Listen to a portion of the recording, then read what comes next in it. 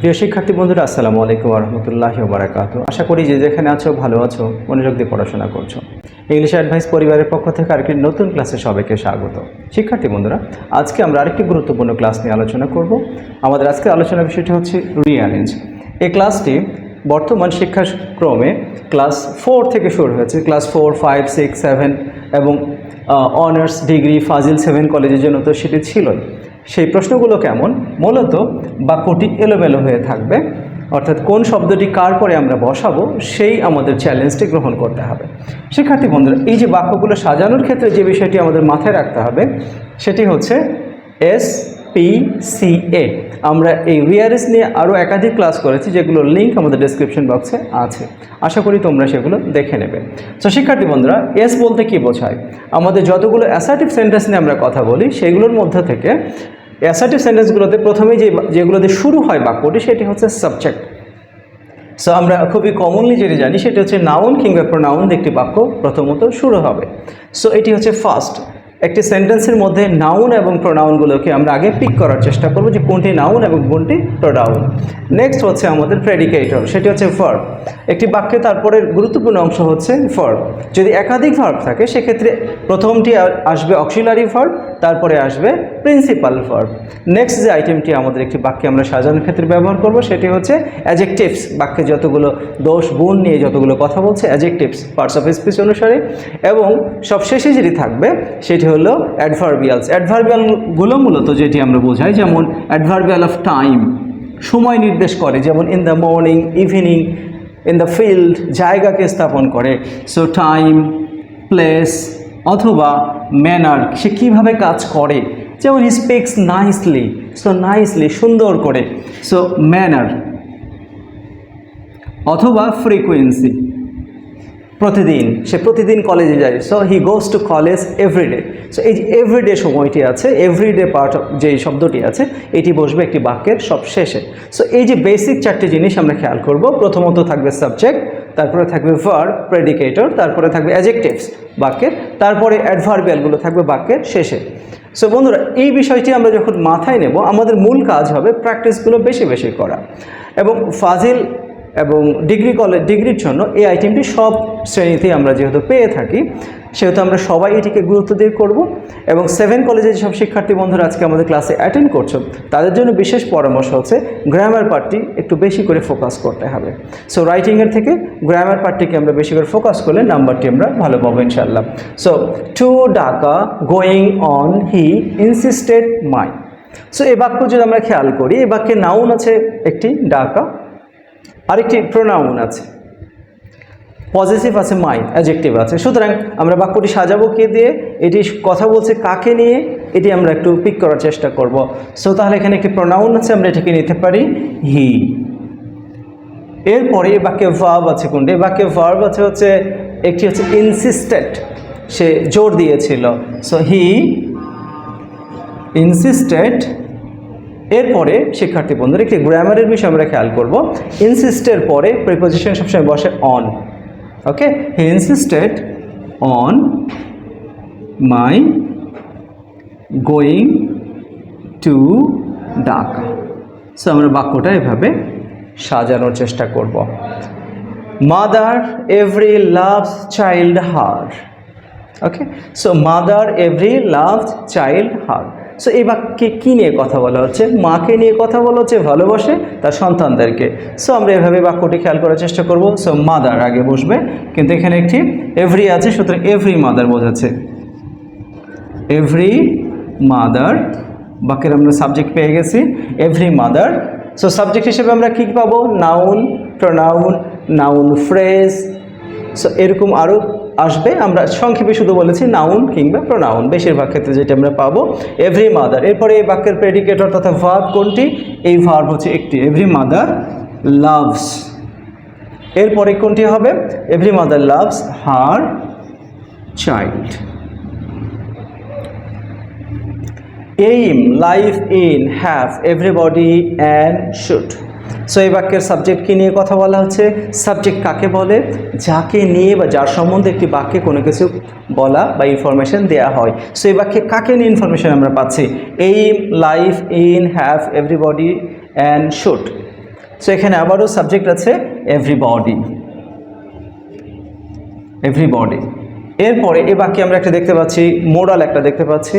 সুতরাং আমরা জানি মোডালগুলো হচ্ছে auxiliary verb. So everybody should, এরপরে বাক্যের মূল ভার্ব হচ্ছে হ্যাভ, একটি ভার্ব আছে everybody should have, everybody should have predicator আমরা পেয়েছি। এরপরে কি নিয়ে কথা বলা আছে? Everybody should have aim in life. So everybody should have aim in life, প্রতিটি মানুষের জীবনে একটি লক্ষ্য থাকা উচিত। Next, diamond is piece of education. So এই বাক্যে কী নিয়ে কথা বলা হচ্ছে? এই বাক্যে কোনো প্রোনাউন আমরা কি দেখতে পাচ্ছি? এখানে কোনো ব্যক্তি বা পার্সোনাল প্রোনাউন নেই। সুতরাং কী নিয়ে কথা বলা হচ্ছে এখানে? এখানে একটি শব্দ দেখতে পাচ্ছি আমরা এডুকেশন। এডুকেশন কখনো সাবজেক্ট হিসাবে বাক্যের শুরুতে আমরা পাচ্ছি, আবার কখনো অবজেক্ট হিসাবে, যেমন ঢাকা এখানে অবজেক্ট হিসাবে আমরা পেয়েছি। সো এখানে কি হবে? এডুকেশনটি সাবজেক্ট, এডুকেশন। এরপরে বাক্যের ভার্বটি আমরা পাচ্ছি কি? Is. So education is a piece of diamond. শিক্ষার্থী বন্ধুরা, আমি আবারও রিপিট করছি যে এই রিঅ্যারেঞ্জ প্রোগ্রামটি আমরা যত বেশি প্র্যাকটিস করব তত আমাদের কনফিডেন্সটি বিল্ড আপ হবে। আমরা এই থিওরিটি মাথায় রাখতে পারি, কিন্তু থিওরিতে আমরা এই প্রশ্নের আনসারগুলো করতে পারবো না। যত বেশি প্র্যাকটিস করব তত বেশি আমাদের কনফিডেন্স লেভেলটা গ্রো করবে। So a beast is man and addicted like. So এই বাক্যে কী নিয়ে কথা বলা হচ্ছে? এই বাক্যে বলা হচ্ছে পশু নিয়ে কথা বলা হচ্ছে, এডিক্টেড ম্যান নিয়ে কথা বলা হচ্ছে, অর্থাৎ নেশাগ্রস্ত মানুষদেরকে নিয়ে মূলত ফোকাস করা হচ্ছে। সো সাবজেক্টটা কি? An addicted man, an addicted man. এরপরে বাক্যের সাবজেক্ট হয়ে গেল, এরপরে বাক্যের ভার্ব কি? ইজ।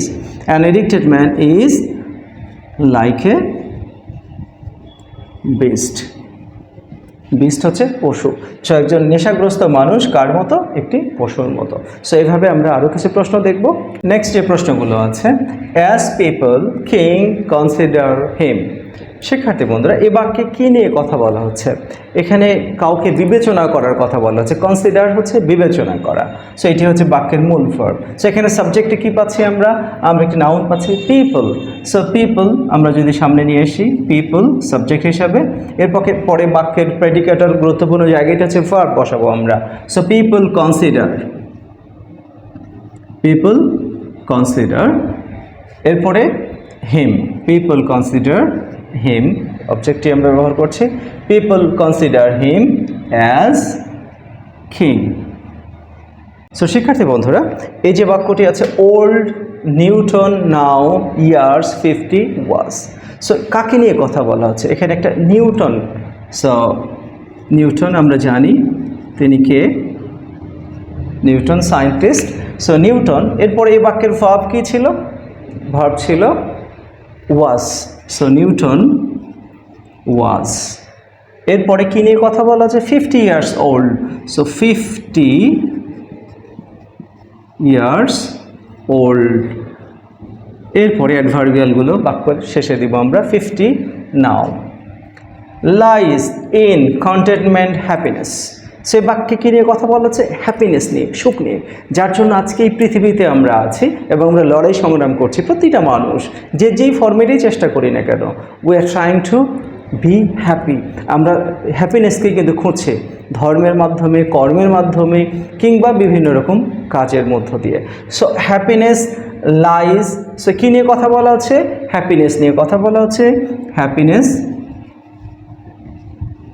হ্যাপিনেস। এরপরে বাক্যের ভার্ব কোনটা? লাইজ।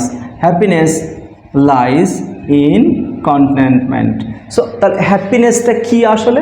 মনের তৃপ্তবোধ, মনের তৃপ্তি যদি আমাদের মাঝে থাকে, আমরা যা কিছু পেয়েছি সেটি নিয়ে যে স্যাটিসফাইড হতে পারি, তাহলে কিন্তু আমরা সুখী হতে পারবো। সো এটি বলছে contentment. Happiness lies in contentment. On earth everybody to be happy wants. আবারও এখানে কথা বলা হচ্ছে পৃথিবীতে সবাই কি হতে চায়? সুখী হতে চায়। মূলত এই রকম বাক্যগুলো আমরা সবচেয়ে বেশি ফেস করে থাকি, যে বাক্যগুলোর ইউনিভার্সাল আপিল আছে। রিয়ালিটির ক্ষেত্রে মূলত সেই বাক্যগুলোই বেশিরভাগ পিক করা হয়। সুতরাং এভরিবডি বাক্যের সাবজেক্টে এখানে আছে এভরিবডি এভরিবডি, এরপরে বাক্যে ভার্ব আছে একবারে সবশেষে ওয়ান্টস। এভরিবডি যখনই সাবজেক্ট থাকবে তখন ভার্বটি হবে singular. So everybody wants to be happy. Everybody wants to be happy on earth. On earth আমরা যেটি আগে প্রথমে শিখেছিলাম যে adverbial of time, place, manner এগুলো কোথায় বসবে? বাক্যের শেষে। অ্যান্ড সবশেষ বাক্যটা হচ্ছে nobody but happy can be. But কী হবে এখানে?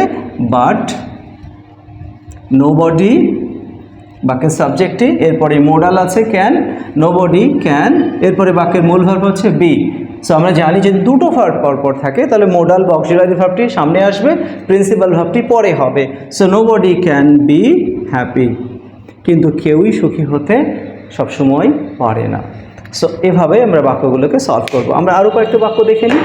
নেক্সট প্রশ্নগুলো হচ্ছে country in there our six are seasons.